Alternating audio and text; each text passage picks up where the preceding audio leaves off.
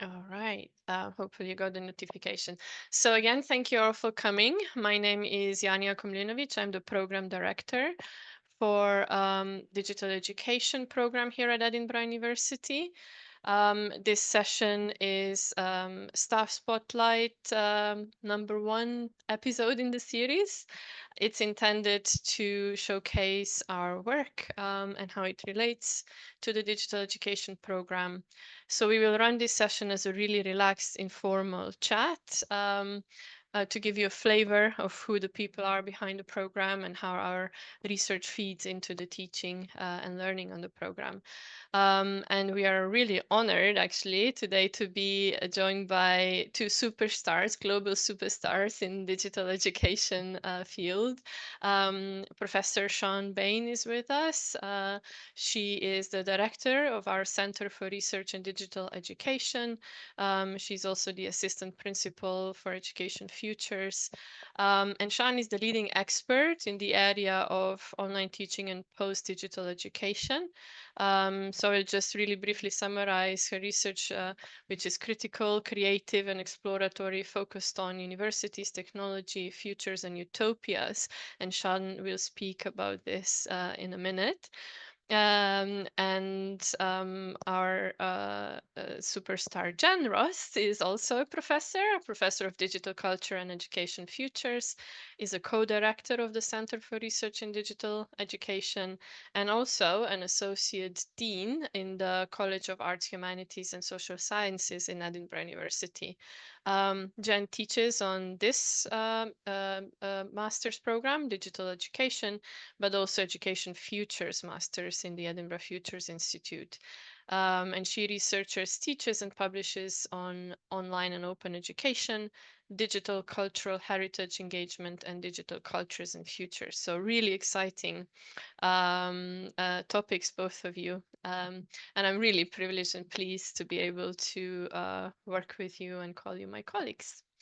So I suggest we start with Sian. Sian, most recent work of yours is on digital utopia.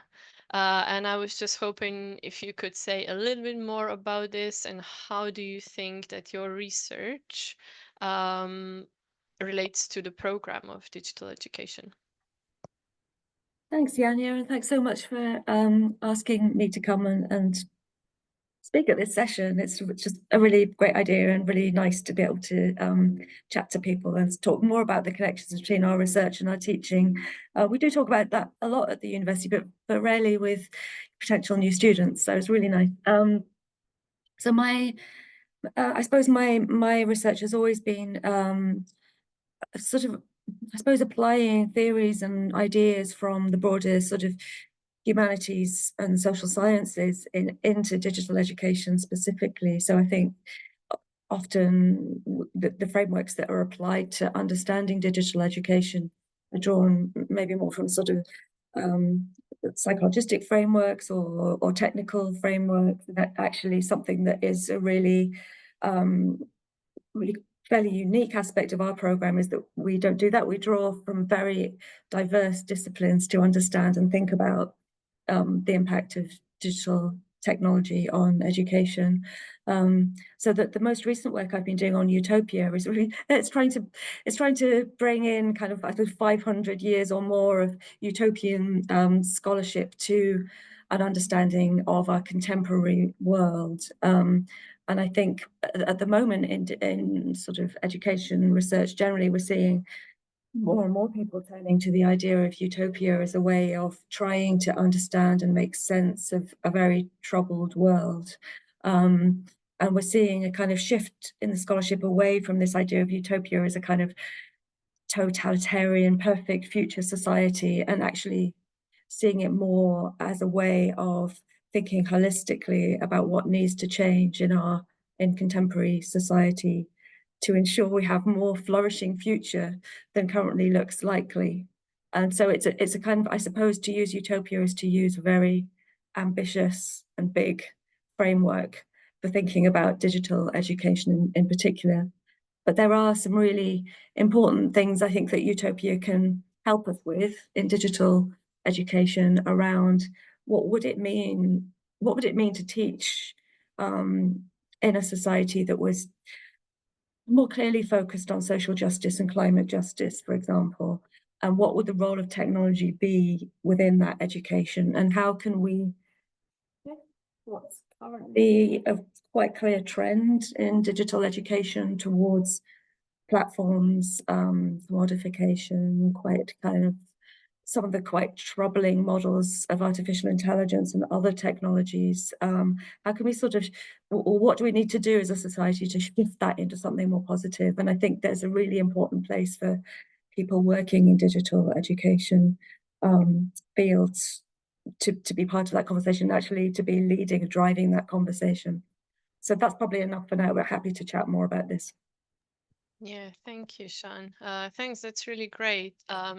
So is it fair then to say that the connection to the program is really in the sense that what we're trying to do in the program is to also think of positive ways of how education technology and technology in education contributes to the way, like to social justice in education and equality in education and so forth. So it's not only accepting that technology is happening to education, but how can we take like more agentic view as educators, professionals, teachers, students in whatever role we have? Would that be sort of a fair?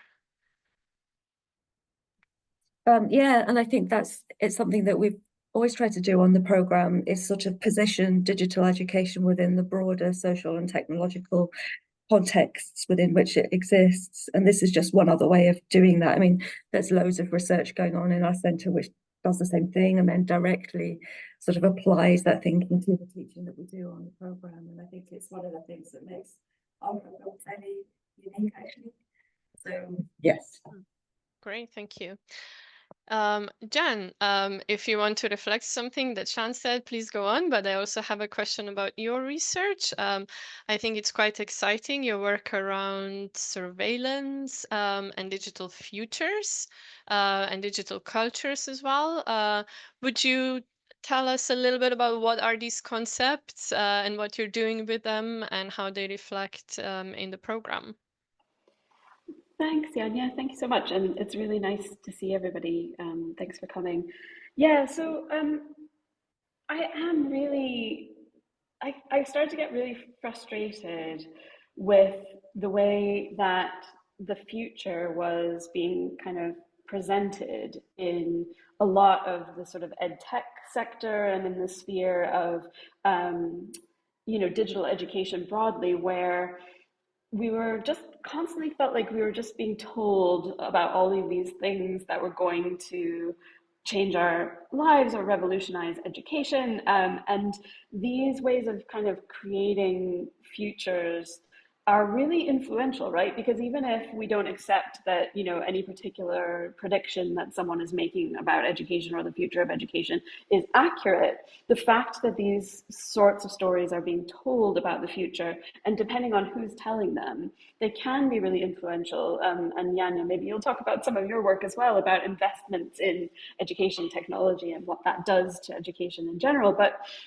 so a lot of my work over the last 10 years or so has been about trying to think about other ways that we can work with ideas of the future that push back against this sort of certainty that a lot of people who work in digital education present the future with or have to deal with, right? And so when a colleague and I put together a network about surveillance in education and higher education, we were trying to find some ways to talk about this issue of surveillance in a different way from the ways that it was being presented. So surveillance is quite an interesting topic in digital education because most people sort of associate surveillance technologies or surveillance practices with kind of like really problematic power relations, and with really top-down kind of systems that are designed to kind of capture what people are doing and make decisions about them. And that is a factor in education, but there's also a lot of what I would describe as more like surveillance cultures in higher education spaces particularly, but also in other educational spaces and in informal education spaces like museums and galleries, where I also do a lot of work. And so trying to understand surveillance not so much as this kind of really like terrible top-down practices, but also as a sort of sensibility of how we all kind of work together and how we're encouraged to see each other, to see our data, to explore the kind of digital world that we live in through a lens of surveillance has been really, really like useful. And I think a lot of my thinking about a lot of these things and many other things as well has been really influenced by the teaching that I do and the work that I do with students on the MSc in digital education. So the course that I teach on that program is called Digital Futures for Learning, and it's been running since about 2010, and it's a course where every year we sort of take on different themes, and a lot of the course itself is kind of generated through student-generated open educational resources that tackle everything from you know, the importance of audio for the future of learning spaces to what should happen in disaster scenarios when we don't have access to technology, and what futures that are less technological might actually look like in a digital education context. So a lot of my thinking about all of these topics and the stuff that I work on has really been inspired and sparked by conversations with participants in the digital education program. So I feel really, I mean, I know this isn't really your question, but like, I just feel extremely lucky to be part of a program that brings together such a diverse group of people with such good and interesting perspectives on all of these issues. And we kind of like throw them all into the pot and see what we learn, right? It's not a program where we're sort of lecturing and telling people what they should be thinking about the future, about digital education, but inviting critical conversations. And it's such a lovely way to work. Yeah, great. Thank you, Jan. I love this approach, you know, of appreciating a broader perspective, like taking it as cultures, but yet in non-deterministic ways. So, you know, just allowing spaces of intervention and hope, and kind of experimentation as well. What's possible. So, yeah, I quite like that.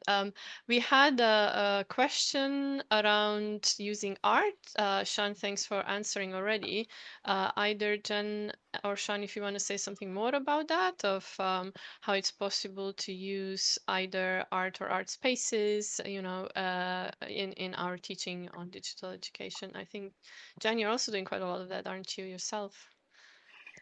Yeah, I think Shan's point about assessment on the program is probably really important for this. So maybe you want to talk about that, Shan, but I can also say something about that after. No, well, I suppose only to add that this program has, right from the start, when we set it up in 2006, we've encouraged students to think beyond text as a way of representing academic knowledge in their assignments and dissertations. And I think it's still surprisingly rare, actually, in higher education to allow this, but where students want to use image-based representations of their work, or sometimes even submit sound files or web apps or something, we do allow it in many of our courses. In fact, we encourage it, because I think one of the really kind of important aspects of our digital age is its multimodality, and that it's important that academic programs sort of address that and open themselves up to students who want to use arts-based practice within those courses. So yeah, it's something we've always done, and I think we'll always continue to do where students want to do that. But Jen, you've done lots of, in terms of actually teaching using arts-based methods and so on. So I'll hand on. Thanks. Yeah, I mean, coming back to the Digital Futures for Learning course, I'm just about to post a link in the sidebar that shares a lot of examples of the different multimodal assignments that students have created for that particular course. And the reason that these can be shared is that they're created as open educational resources. And some students gave permission for them to be shared publicly on this website. So anything that's there is there because people have wanted it to be there. It's definitely not a requirement to share stuff publicly, but we find that lots of people who take courses and produce digital assignments, they have another life beyond being assessments for the program, and that's been really great to see over the years. The way that those kinds of digital approaches to assessment have allowed those assessments to do more work for people than just be assessed by us. So I guess for me, one of the big kind of arts or maybe art and design based approaches that I draw on are around speculative methods, which a lot of which are used in art and design disciplines as a way of kind of reimagining futures for all kinds of different things, for interactive technologies, for spaces and cities of the future. All kinds of things have been done with speculative methods, and I find these methods and their focus on using the uncertainty of kind of the future really creatively in the present to be really, really generative. And then we encourage quite a bit of that on the Digital Futures for Learning course as a way of helping people sort of break free of there's a really great quote from a book by Dunn and Raby about speculative methods, and they talk about shaking off the sort of facts and the heaviness of reality in order to kind of imagine new and different things, and sometimes those things are really positive and sometimes they're quite dystopian, and dystopias have their place as well in creative arts-based methods and in all kinds of others. And I think, well, Sian, maybe you have a different thought about this, but I think, the kind of distinction between utopia and dystopia gets kind of interestingly blurred sometimes, because to engage critically with futures means tackling some really difficult things in order to arrive at a sort of more critically hopeful position. So. Great, thanks. If people have any questions around that, please do raise your hand or post in the chat area. But yes, I agree, it's incredible. In the comments. Yes, we have a question for students outside of UK. I was just I'm mindful of time, so we have 7 minutes left. So I will shift a little bit to present more concretely the program, but I'll still invite you, Sian and Jen, in for your thoughts as well. So just to say that this is a fully online program. It has 3 different pathways, so it's very flexible. So you can sign up and exit for the full master's program or postgraduate certificate or postgraduate diploma. You are also able to switch between 2 if necessary. So the distinction between these 3 options are just the number of courses and credits you take. And for the master's, you also have to do the master thesis, which is not required for the diploma or certificate pathways. The way how the program is organized is that there are mandatory courses. So you start with a 40 credit mandatory course immediately as you join. And that provides, the intro mandatory course provides a good overview of what are the key themes and issues around digital education from different perspectives, including broader kind of governance and mechanisms and logics issues to more concrete kind of technologies that are used, actors that are present, and so on. And then depending on the pathway you take, if you're only on certificate, you have an option course out of 9, I think, are offered at the moment of your choosing. If you're on the diploma, you have how many would that be? 4 courses, is it? 3 courses. And then if you're on the master's, again, the mandatory course you obviously have to take is the dissertation and also research methods. But for the rest of that, you're free to choose and design your own pathway through the program. The option courses are quite exciting, I think. They're quite different in that some of them are quite, concrete and give you like concrete tools to play with, like the games course, digital games and learning and psychology of learning, or course design and learning environments. Some are more about governance and fundamentals around how everything is run and datafication, like critical data. Then you have courses that are very sensitive to local specific needs, like the digital education, the majority world, and so on. So I think it's a really good, rich variety of what you can choose from. Typically, our students are professionals employed in very different organizations. Either they are already teachers or, administrators, policymakers, NGOs, and so on and so forth. They come from around the world. Really, literally, I think it's more than 100 countries. So yes, students outside the UK are now the majority of our students. So you might know that that this program has a long tradition. We will be celebrating 20 years, I think, next year.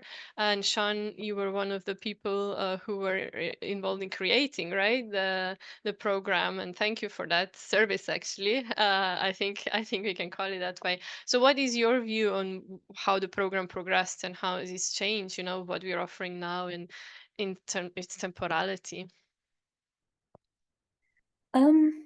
Yeah, gosh, it's scary to think it was 20 years. I can't quite believe it. I think actually was the first program in the world that was fully online and was focused on research-led teaching, research-driven teaching within the field of digital education. So when we started it, it was the MSc in e-learning, and then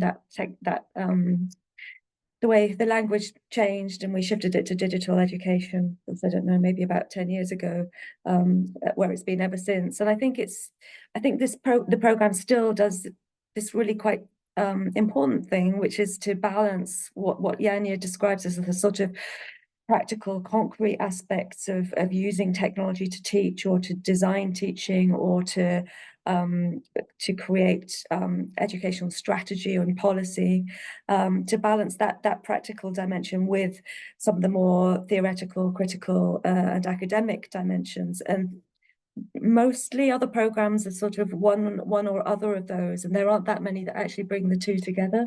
And I think over the kind of last 20 years, we've got even better actually at kind of bringing the two together. So within each course that you find on the program now, there tends to be that there's never not a practical dimension, and there's never not a research-driven theoretical or critical dimension. So we're really working hard to weave those together in a way which makes sense to our students and helps our students to apply what they're learning to whatever it is they need to do, whether they're someone working in a university who needs to design an online program, or someone who's working in an NGO and wants to create elements of online learning within their everyday work, or someone who's in a leadership role in a school who wants to better understand the kind of future of digital education. So I think we've got better and better at meeting multiple complex and different needs, but always within a framework of sort of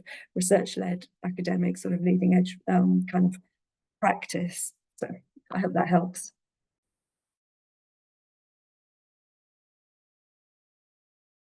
You're muted, I think. Yeah. Thank you. Thank you. Yes, that's very interesting. Thank you and useful, Sean.